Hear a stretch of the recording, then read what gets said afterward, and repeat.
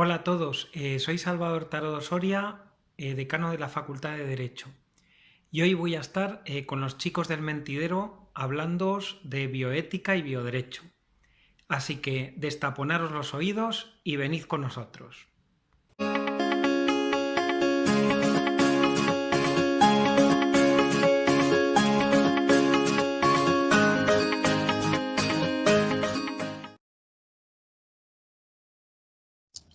Hola a todos, bienvenidos un día más al Mentidero, un nuevo programa de la sección de ciencia con nuestro equipo habitual de colaboradores. Vamos a pasar a presentarles como cada día. Tenemos a Diego Sobrecueva desde Madrid. ¿Qué tal, Diego?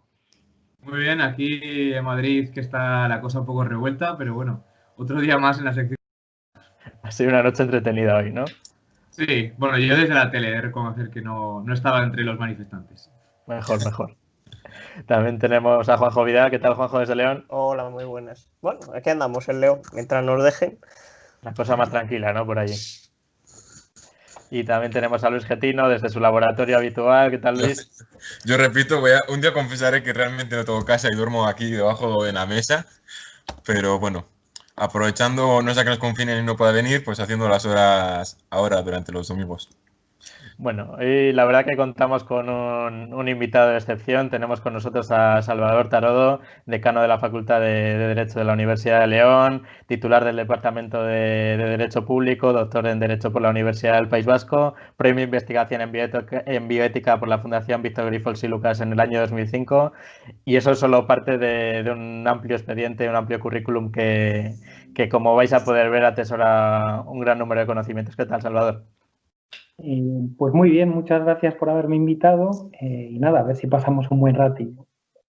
Bueno, hoy el programa va a estar dirigido más por Diego desde su faceta periodística. Hoy vamos a hacer una especie de debate entre parte jurídica y parte científica. Así que, Diego, todo tuyo y danos las que para eso hemos venido. Sí, la verdad es que, mal que me pese, hoy voy a ser el abogado de, mira, nunca mejor dicho, el abogado del pueblo, voy a ser representante de la sociedad para haceros las preguntas más, bueno, más cicateras tampoco, porque no voy a daros mucha caña, va a ser una cosa sencillita. Pero bueno, la verdad es que con el tema de la bioética estamos juntando a dos actores muy importantes, que por una parte tenemos representantes de derecho y por una parte a nuestros queridos biotecnólogos. El primer tema sobre el que quería preguntaros, ¿cuáles son las diferencias entre la ética y el derecho? Salva, todo tuyo. Bueno, pues muy buena pregunta, Diego. Y es una pregunta de estas que nos acompañan a lo largo de toda la vida y que no sabemos la respuesta. Durante siglos, todos los pensadores que se han dedicado a estas cuestiones de la ética y del derecho se han preguntado por esta diferencia y cada uno de ellos tiene teorías distintas, ¿no? Con lo cual es un tema que aún hoy está abierto. Que esté abierto no quiere decir que nos encontremos en el mismo sitio hoy en día que al inicio, ¿no? Sí que sabemos determinadas cosas. La ética y el derecho están muy relacionados. Las dos funcionan con normas que tratan de conducir la actividad humana y en eso se parecen mucho y tienen sus puntos de relación. Pero también hoy en día que sabemos que tienen ciertas diferencias importantes en cuanto a su proceso de creación. El proceso de creación de la norma ética es distinto al de la norma jurídica en cuanto a las sanciones que recibimos. Pero luego a mí me gustaría subrayar sobre todo una diferencia que me parece muy importante. La ética, sobre todo, es una reflexión propia, ¿no? A partir de Kant sabemos que es una reflexión que tenemos que tener cada uno de los seres humanos con nosotros mismos, marcándonos nuestras propias pautas, ¿no? Una reflexión que se hace siempre en el contexto de una sociedad, pero que nos tenemos que aplicar sobre todo a nosotros mismos. Uno tiene unas convicciones éticas y el primero al que se las tiene que aplicar es a él, ¿no? Y puede debatir con los demás sobre esa ética que tiene. Y sin embargo el derecho tiene que ser de mínimos, porque cuando hablamos del derecho significa que vamos a trasladar y vamos a convertir en obligatorio para todos algo que consideramos que tiene que ser un mínimo, ¿no? Yo esta diferencia me parece muy relevante, porque no debemos confundir los dos planos, ¿no? Cualquiera de nosotros podemos tener nuestra opinión ética, podemos debatir sobre ella, pero a lo mejor nosotros mismos tenemos que entender necesariamente nuestra opinión ética que nos aplicamos a nosotros mismos y que no tenemos por qué imponer por la fuerza a los demás, haya que llevarla al ámbito jurídico, que utiliza la coacción para imponer las normas. En este punto, ahora has mencionado que estas normas de la ética serían una cosa más bien personal. Entiendo que en algunas preceptos, algunas normas las comparten varios miembros de una sociedad de una forma más bien extendida. ¿Ha habido en algún momento en el que la ética haya pasado a convertirse en ley? Desde luego, a lo largo de la historia muchas veces y hoy en día también. Hoy en día tenemos una denominada ética juridificada, es decir, una ética que ha entrado a formar parte del derecho. Ejemplos, pues tendríamos muchos. Por ejemplo, una reflexión metajurídica. La justicia, el derecho es justicia y la justicia es también ética. Con lo cual podemos tener normas de derecho positivo que son obligatorias para todos, pero siempre nos podemos preguntar por la legitimidad de esa norma, es decir, por si esas normas son o no justas. Y eso también es ética. Luego ahí confluyen, ¿no?, la ética y el derecho. Y después también tenemos ética, por ejemplo, en el artículo 1.1 de la Constitución, que es la base de nuestro ordenamiento jurídico. Y ahí se define nuestro Estado como un Estado social y democrático de derecho, y también se enuncian 4 valores fundamentales del ordenamiento jurídico: la igualdad, la libertad, la justicia y el pluralismo. Y ahí mismo se dice valores fundamentales. Entonces, si son valores, también son ética. Luego, esa es una ética juridificada. Y por último, se me ocurre también el ejemplo, está plagado el ordenamiento jurídico de normas éticas. Pero, por ejemplo, es muy relevante en el ámbito del bioderecho el convenio de Oviedo, por ejemplo, en el artículo 5 establece, hace una remisión, ¿no? Hace una remisión a los códigos deontológicos. Los códigos deontológicos sucede lo mismo. Son normas éticas de una profesión y al mismo tiempo, si el ordenamiento jurídico se remite a ellas, también se convierten en normas jurídicas. Luego, eso también es ética juridificada. Es decir, que hay algunas normas éticas que han sido incorporadas al ordenamiento jurídico porque se entiende que son un mínimo irrenunciable para mantener la convivencia entre todos. Estos códigos deontológicos, entiendo que también en ellos participa sobre todo el sector al que pertenece el código deontológico, es decir, no solo lo que sería más un aspecto más jurídico, sino entiendo que también un especialista en biotecnología en este caso, pues podría hacer un código deontológico más profundo. Yo no sé qué ventajas puede tener esta participación también entiendo que es fundamental que participen los protagonistas del código deontológico, pero no sé qué ventajas puede tener desde el punto de tema jurídico. Pues efectivamente muchísima, como comentas. Estamos hablando, como tú has señalado con mucho acierto, de normas profesionales, ¿no? Los códigos deontológicos suelen ser normas que se da una profesión a sí misma. Por ejemplo, es muy conocido el código deontológico médico, ¿no? Pero hay códigos deontológicos en casi todas las profesiones, o en muchas profesiones hay códigos deontológicos. Que participen los profesionales es muy importante porque son ellos los que conocen en qué consiste esa actividad que desarrollan. Luego es ineludible, ¿no?, que ellos participen, es ineludible que ellos sean los que creen las normas y también que se las apliquen a ellos, es decir, que ellos son los receptores de esas normas. No obstante, cuando a esos códigos deontológicos, cuando salen del ámbito profesional y dejan de ser ética y se convierten en derecho, también es conveniente que participe el resto de la sociedad, ¿no? Y aquí todos tenemos que hacer una labor informativa y de divulgación, porque es importante que las cosas se decidan entre todos, ¿no? Si no, también daríamos lugar a lo que algún autor con mucho acierto ha denominado la deriva cienticista del derecho, ¿no? Tampoco el derecho puede renunciar, tampoco podemos renunciar entre todos a tomar decisiones derivándolas al ámbito técnico, ¿no? Que sean los técnicos solo quienes decidan, ¿no? Porque muchas de las cuestiones que se recogen en esos códigos deontológicos afectan a toda la sociedad. Entonces es importantísimo que los propios profesionales hagan también esta tarea de divulgación y traten de involucrar, ¿no?, al resto de la sociedad en esa toma de decisiones, desde mi punto de vista.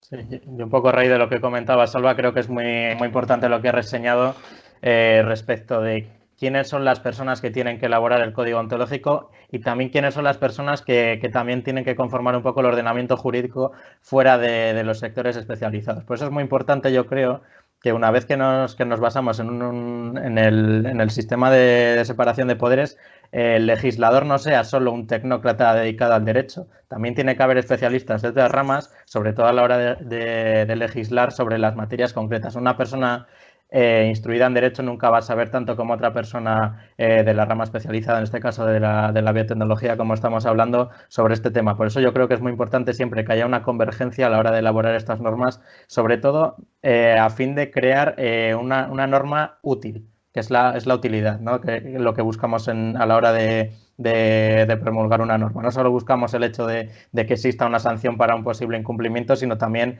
que se regule de forma adecuada, y esta es la forma de conseguirlo, ¿no? Una forma más adecuada de conseguirlo es una colaboración entre los distintos sectores. Por eso también existe un código ontológico, que es más bien una sanción de carácter más cercano a lo administrativo, y luego está la parte jurídica, que es donde el propio Poder Judicial tiene sus propias normas para juzgar posibles delitos. Por eso hay que establecer una buena diferenciación entre lo que es el código ontológico y lo que son las leyes, que son algo diferenciado, pero lo que insisto es muy importante que siempre haya una buena colaboración, una buena coordinación entre especialistas.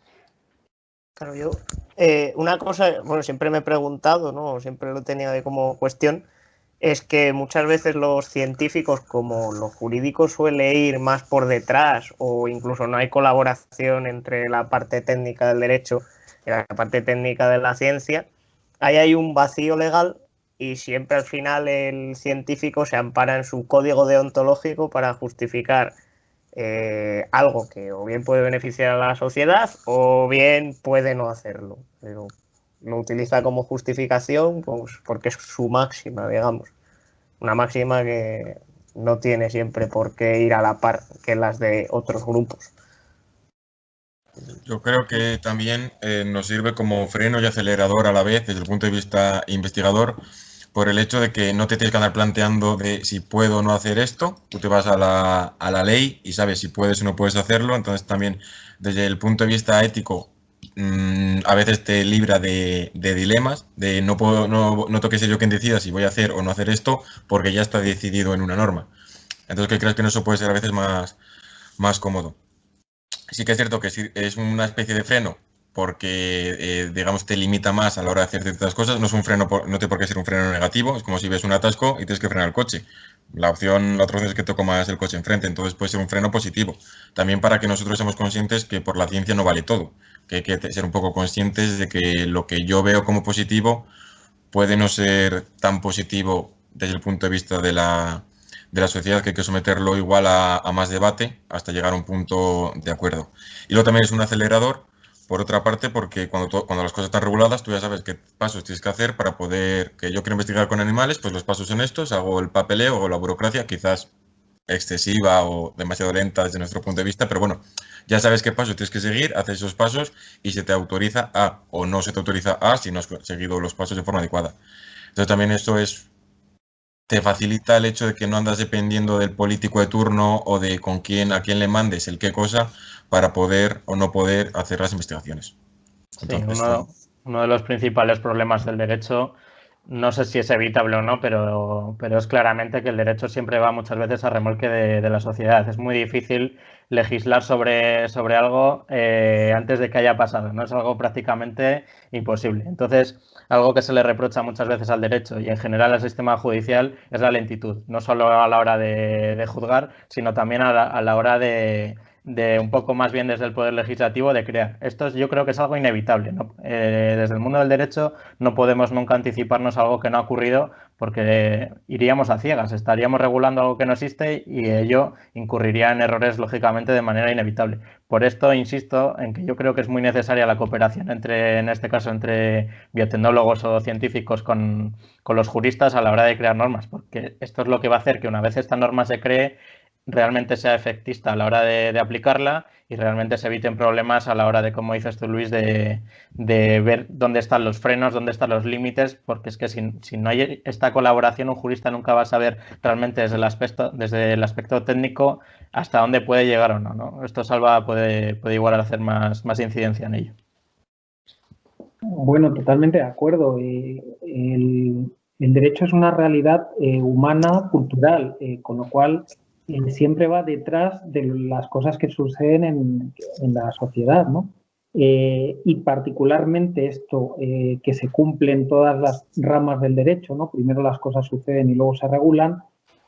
Sucede todavía más cuando nos enfrentamos a aquellas cuestiones que tienen que ver con avances tecnológicos, ¿no? Los avances tecnológicos y científicos siempre van por delante del derecho, ¿no? Con lo cual aquí necesariamente, ¿no? Tiene que ir a remolque y, como tú muy bien has indicado, es bueno que vaya a remolque, ¿no? Porque si no, efectivamente iríamos a ciegas. En ese punto, yo creo que básicamente el mensaje que estamos transmitiendo es que hay que legislar con la experiencia más que con el miedo, porque evidentemente entiendo que si no se conoce lo que va a pasar, estás legislando un poco a tu intuición, que muchas veces no sabemos ni cómo se va a desarrollar.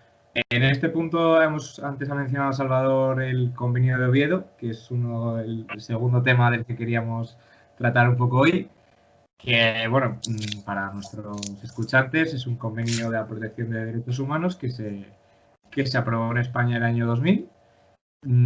Que quería comentar con vosotros, que me parece desde el punto de que no conozco nada sobre este convenio, no estoy metido soy ahora mismo un ignorante en este tema.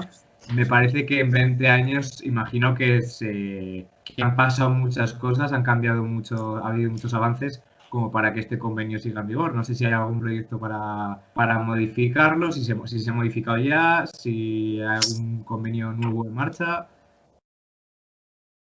Salva. Diego, si me permites, voy a hacer también hincapié en una cosa que has señalado así de pasada, pero que me parece muy relevante. Has dicho que no se puede legislar desde el miedo, ¿no? Bueno, pues esto me parece un grandísimo acierto, ¿no? Es así. Yo trato de insistir mucho en que el principio de precaución, que es uno de los principios que se aplica en este ámbito de las ciencias y de la regulación de cuestiones que tienen que ver con nuevas tecnologías, ese principio de precaución es muy necesario, ¿no? E implica que no se puede favorecer la adopción de medidas, de técnicas que puedan poner en peligro la salud humana o el medio ambiente, ¿no? Ese principio es básico en la regulación de este sector del ordenamiento jurídico. Pero hay que entender que este principio tiene un reverso que también forma parte de él, ¿no? Hay veces que el riesgo no solo viene o no solo deriva de la inacción, de la acción, del regular algo, de hacer algo que no tenemos que hacer, sino que el riesgo también a veces deriva de la inacción, ¿no? Es decir, de no hacer. Si no ponemos en marcha avances científicos, si no ponemos en marcha avances tecnológicos y si regulamos desde el miedo, estamos privando a los ciudadanos del beneficio o del derecho a beneficiarse de los avances de la técnica y de la ciencia, que esto no es nada menor, no progresaríamos, sino avanzaríamos. Y luego hay que buscar un equilibrio, ¿no?, entre ese riesgo que implica el hacer cosas y también el riesgo que implicaría el no hacerlas porque nos vemos privados de los avances, ¿no? Me parece muy importante este punto que has señalado.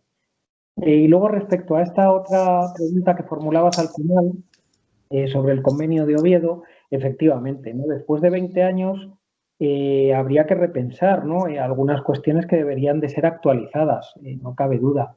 El convenio de Oviedo tiene una ventaja y es que es una norma de mínimos, ¿no? Es una norma que se aplica en muchos países del mundo, fue aprobado en el marco del Consejo de Europa, que es una organización de carácter internacional y que está abierta a la ratificación de muchos países del mundo que ni siquiera son europeos, ¿no? Con lo cual son muchos los que la han suscrito. Es una norma que tiene un valor muy extendido, ¿no?, en el mundo. Y claro, al ser una norma tan extendida, ya quienes la redactaron se preocuparon de incluir ahí mínimos, ¿no? Con lo cual las normas que obligan impidiendo determinadas conductas, prohibiéndolas o obligando a determinadas conductas son muy pocas. con lo cual permite a cada Estado incrementar la protección, ¿no?, que da a los derechos fundamentales en su ámbito. Y en ese sentido es un acierto porque al ser tan de mínimos, pues los errores son menos, ¿no? Y hay que cambiarla menos. Pero no obstante, sí que es verdad que vemos algunos aspectos que tal vez se hayan quedado obsoletos, ¿no? Como esa prohibición genérica que hay de la clonación humana reproductiva, cuando hemos visto que hay algunas técnicas que si no son propiamente dichas clonación, pero son muy asimilables a la clonación y que pueden servir, ¿no?, para enfrentarnos a enfermedades tan graves como el cáncer, ¿no?, o otras enfermedades, ¿no?, que son muy importantes. Y claro, esa prohibición es tal vez demasiado genérica. Eso yo creo que ahora los avances nos obligan, ¿no?, a tener que replantearnos esa prohibición. Yo creo que también es muy importante hacer una incidencia en el juego que hay que tener a la hora de legislar. Una legislación demasiado extensa puede suponer un freno muy severo para sobre todo en el campo de la investigación. Por eso yo creo que hay que tener mucho cuidado hasta dónde se lleva este límite. Es muy importante también la incidencia que comenta Salva de hasta en qué momento hay que actualizar, ¿no? No podemos estar actualizando un convenio de estas características a diario en el momento que surja algo nuevo. Es muy importante, yo creo, dar tiempo a que se desarrollen completamente los patrones de investigación, realmente fijar qué materia se va a regular. Y también una cosa muy importante que creo que hay que reseñar es que creo que también lo ha comentado Salva, es que España no solo se sujeta a este convenio, también tiene una serie de normas a nivel comunitario, convenios suscritos a nivel internacional. Entonces es muy importante que se regulen, creo yo también en esa línea, a nivel de mínimos, porque siempre se va a poder ampliar, pero nunca se van a poder pasar las líneas que ya se han establecido, ya sea en este convenio o en otros a nivel comunitario o a nivel internacional. Por eso este criterio que ha seguido el legislador yo creo que es el acertado a la hora de centrarnos en el campo científico. Desde el otro punto de vista, yo tengo que decir que si bien cuando estudié el convenio de vida en la carrera, cuando me tocó darlo, consideraba que, o sea, una cosa que me sentaba muy mal de la legislación era que siempre iba muy lenta y yo consideraba que tenía que actualizarse. Hace un par de años te hubiese quitado la razón, Revilla, diciéndote que sí, que si hace falta actualizar otros días, hay que hacerlo otros días. Hasta que luego te das dando cuenta de comportamientos que hacemos a veces los científicos en pro de la ciencia, que deberíamos pararnos, sentarnos a reflexionar antes y de verdad deberíamos hacer eso o no antes de que se regulase. Pues casos como comentamos el otro día, lo de las niñas chinas, que claro, cuando te paras a pensar dices, igual esto que veo como un freno, como he dicho antes, no es tan negativo como yo lo veía hace tiempo. Ahora que veo las cosas que se puede llegar a hacer, con toda la buena intención del mundo que puedes tener, tienes que tener en cuenta que tu intención es una, pero el resultado puede ser catastrófico. Entonces ahí necesitamos otras personas que nos digan, quieto, siéntate. Tú tienes estas normas, igual consideras que son muy estrictas, pero vamos a ver por qué son tan estrictas, por qué las consideras tú, desde nuestro punto de vista, por qué las consideramos tan estrictas, porque igual no es que sean muy estrictas, sino igual lo que están haciendo es controlar que no se te vaya un poco la pinza y que causes un mal que sea mayor que el bien que estabas buscando. Bueno, también hay gente que se está yendo al caso extremo, ¿no? Como es el caso de las niñas chinas, el famoso caso de las gemelas editadas con CRISPR.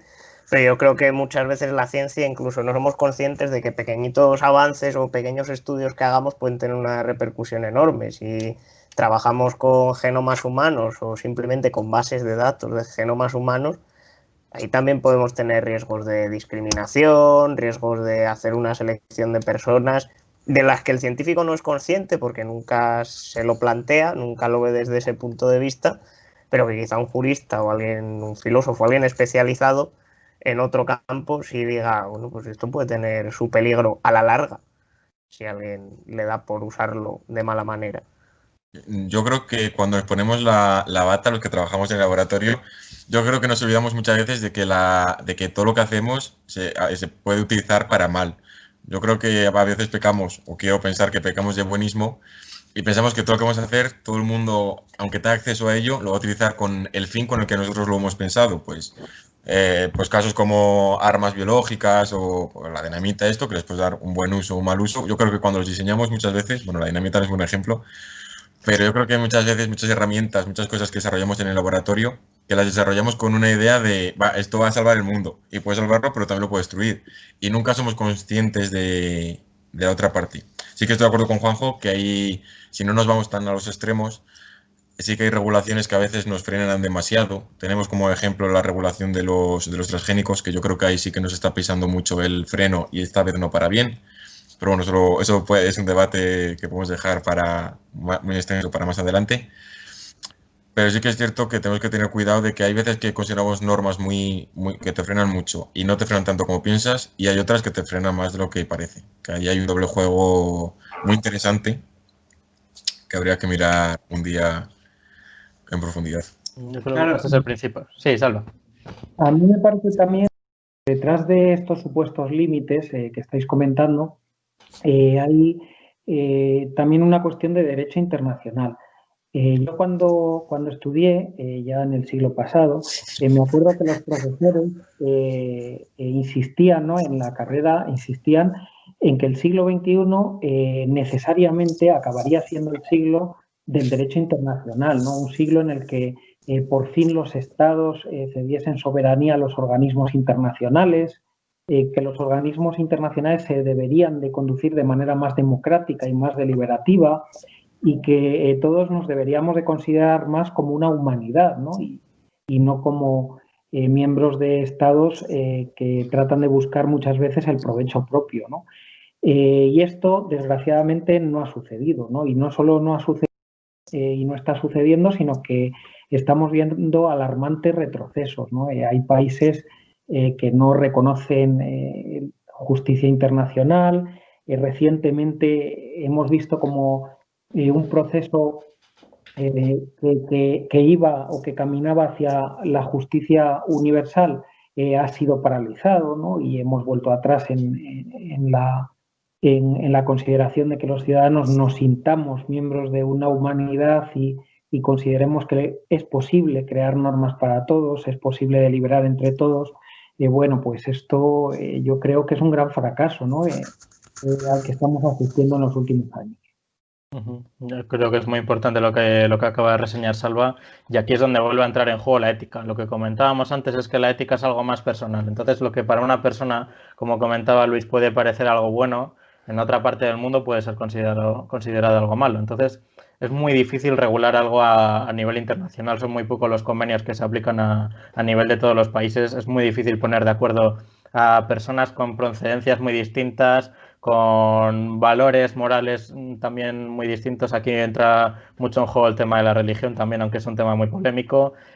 Por eso aquí entra también el principio de prevención, como comentaba antes Alba. Es muy importante poner un límite que a priori a los científicos normalmente os puede parecer exagerado, como es lógico y yo lo entiendo, pero principalmente se hace en base a esto, en base a evitar que personas que pueden no pensar de una manera similar a la nuestra lo utilicen en pos de conseguir otras cosas que no son las que se pensaban cuando algo se puso en marcha, ¿no?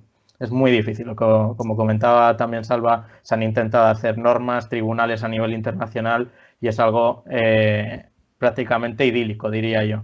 Es muy difícil, es muy complicado juzgar a una persona en base a unos criterios unificados, es muy difícil coordinar intereses contrapuestos muchas veces entre grandes potencias. Por eso yo creo que todavía tardará años en llegar este derecho internacional unificado para todos los países, por desgracia, porque yo también creo que es algo que sería muy, muy interesante llegar a conseguir una coordinación entre países a este nivel. Quería comentar como otros que yo desde el punto de vista periodístico, yo me doy cuenta de que esto, como os hemos mencionado durante todo este programa, de que muchas veces la sociedad tampoco entiende muy bien de qué va. Estamos perdiendo a Diego, yo creo. Porque entiendo que Getino y Juan pueden estar familiarizados con términos. Sí, es que, hola. Uy, ahora te vemos. ¿Me veis bien? ¿Me veis Ahora todo bien? ¿Vale? Sí. Que Getino y Juanjo pueden estar más familiarizados con términos el genoma, etcétera.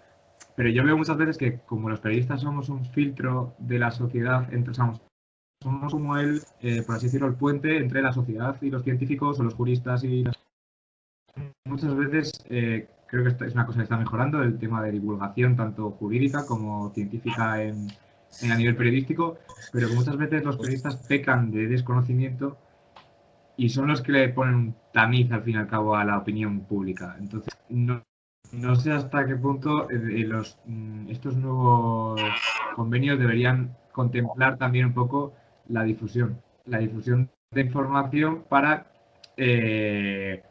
beneficiar a la sociedad también, porque si no se difunde bien la información, por mucho convenio que puedas hacer, la sociedad no va a participar porque no entiende de lo que está participando.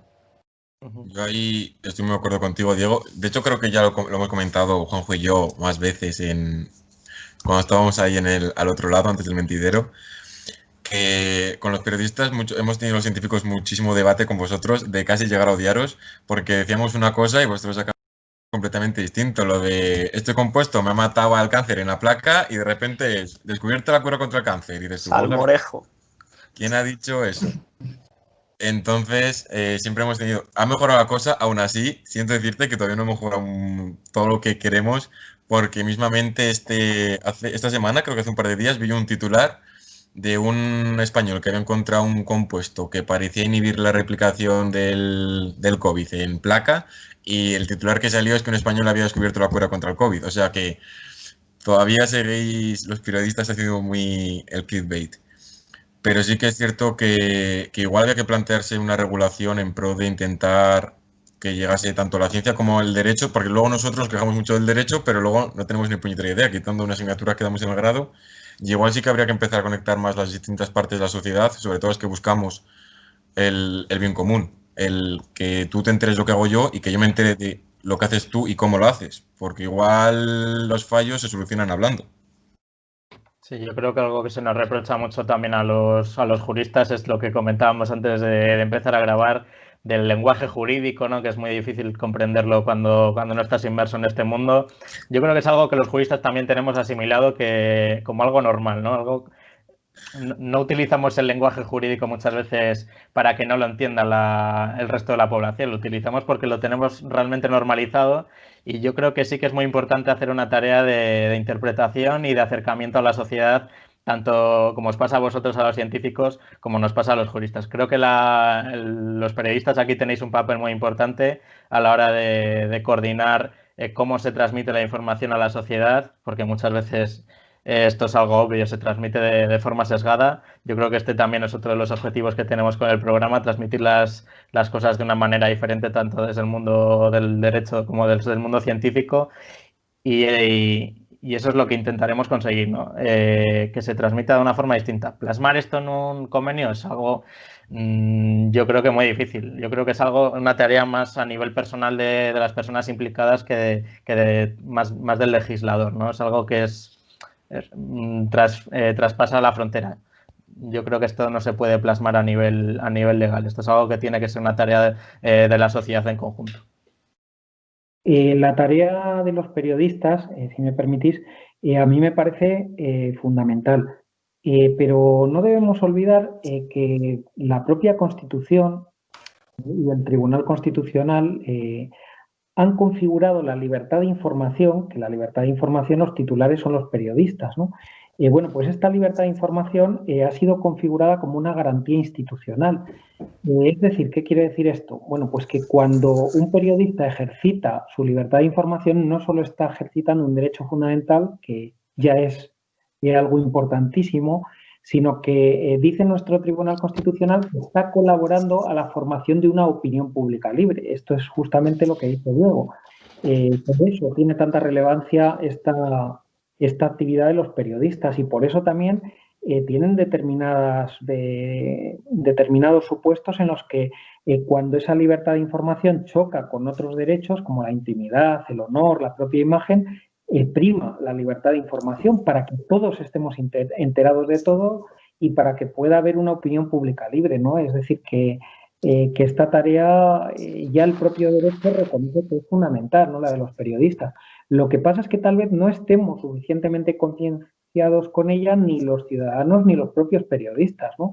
Sobre esta tarea tan importante que realizan y sobre esa idea de que su labor o su tarea no solo es el ejercicio de una profesión que sirve también para ganarse la vida y que se da dentro de un marco de un medio de comunicación que puede tener determinada ideología, sino que también es un derecho fundamental que tienen que ejercitar libremente, pero es que además también están vinculados por esa necesidad de formar una opinión pública libre, es decir, que tienen una responsabilidad, ¿no?, mayor también sobre todo lo que hacen. No solo unas libertades y unos privilegios, sino también unas responsabilidades. Sí, en este punto, antes quería comentar primero, antes que ha dicho Revilla, esto del lenguaje jurídico. Creo que sí que es cierto que puede resultar un poco inaccesible, pero creo también que es una cosa que hacen casi todos. Si quiera empezar un poco en algún tema que no es de lo suyo, ya sea, no sé, por decir marketing, arquitectura, cualquier cosa, siempre te encuentras cosas que se dicen con unas palabras que si te lo explicasen de una forma más sencilla sería, o sea, al final la vida es bastante sencilla, no es complicado y entiendo que sobre todo en derecho, que son tan importantes las palabras, que hay gente que tengo mi compañera de piso ha estudiado también derecho y ella le cabrea cosa que es Dile a tu radicalmente compañera diferente que en deje de términos usar el jurídicos. wifi. Ya, que me voy un poco a petardazos. Entonces, por eso, desde el punto de vista social, entiendo que tampoco hay un interés de secretismo desde ningún gremio. Entiendo que la gente del derecho no es una logia gigantesca, porque hay un montón de abogados, jueces Juristas en y general. fiscales y compañía. Hay juristas hay a patadas, pero sería una logia bastante numerosa. Pero entiendo que a mucha gente le resulte complicado de entender o se encuentre con estas dificultades, pero evidentemente comprendo lo que habéis comentado de que no se puede regular la información o cómo hacerla, porque ya os digo, yo que estoy en este tema sí que más o menos sé, es imposible legislar, se deben decir una cosa, en qué cantidad, en qué tiempo. Eso sería contraproducente, yo creo.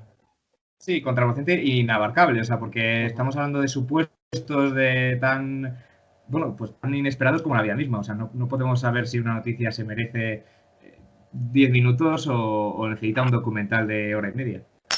Eso es. Yo creo que es algo que se ha visto ahora con Y lo del bueno, COVID, ¿no? La gente, no sé, los científicos demandaban totalmente. una especie de censura o de, Sí.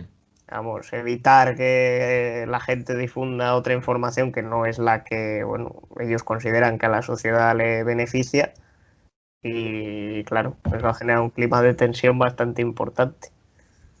Bueno, yo creo que para cerrar vamos a hacer como una reflexión personal cada uno de nosotros, ¿no? A ver, Salva, ¿qué mensaje podríamos transmitir a la gente que está viendo este programa respecto de tanto de la bioética como de los principios fundamentales que hemos comentado? ¿Cuál es el mensaje que debemos proyectar tanto juristas como científicos y cuál es el mensaje que deben transmitir los periodistas respecto a todo este tema? Bueno, pues yo me quedo como idea fundamental con algo que ha salido, ¿no?, en casi todas nuestras intervenciones, que es importantísimo el diálogo, es importantísima la información, que estemos informados y que también hagamos una reflexión crítica cada uno de los ciudadanos sobre esa información que se nos proporciona, ¿no? A mí me parece que esto es fundamental. Los científicos, desde vuestro plano, ¿con qué reflexión queréis cerrar? Que no solamente tenemos que tener equipos multidisciplinares desde el punto de vista científico, sino desde todas las áreas, para que gente que aparentemente no tiene ni idea, o no es de nuestro gremio, por así decirlo, aporte esa visión que nos falta, pues ahora lo hemos visto a la hora de entender, por ejemplo, la regulación y de que sea una entidad externa la que nos ponga límites que nosotros igual no somos capaces de ver a primera vista. Juanjo. Yo suscribo lo que ha dicho Getino. En general hay que buscar mayor colaboración entre los distintos campos y sobre todo también un mayor acercamiento a la sociedad. Diego, ¿asumes esta tarea? Yo la verdad es que creo que a costa de echarnos un poco de flores encima, creo que son importantes como el programa que hemos hecho hoy, que es un poco atípico para nuestra sección de ciencia, combinarlo con el derecho, pero creo que es una cosa necesaria y que mucha gente no sabe que le interesa. Yo creo que es una cosa, un problema que hay, que nos creemos a veces que esto puede... ¿Para qué vamos a hacer este programa? ¿O para qué vamos a hacer ya a nivel más grande del programa de televisión, de radio? ¿Para qué vamos a hacerlo de esto si no le va a interesar a nadie? Y luego hay mucha gente que yo creo que no sabe que le interesa estas cosas. Y luego lo ve y dice, jolín, me gustaría saber más, me gustaría interesarme más, pero claro, si no les das la oportunidad de tener ganas de interesarse, no vamos a conseguir nada. Me gusta Claro, más, quiero más programas. Eso es lo que pretendemos nosotros desde aquí también, ¿no? Un poco acercar tanto el lenguaje científico como el jurídico a la gente de una forma distinta para que consigan entenderlo. Yo, por ejemplo, os lo he dicho muchas veces, tanto fuera de cámara como en el programa, que creo que la forma en la que expresáis aquí vuestros conocimientos científicos, también me lo dice mucha gente que ve los programas, es una forma muy cercana a la sociedad, sobre todo para los que no manejan este tipo de conocimientos. Así que solo me queda daros las gracias a Juanjo y a Luis por aportar este punto de luz desde la ciencia hacia la sociedad.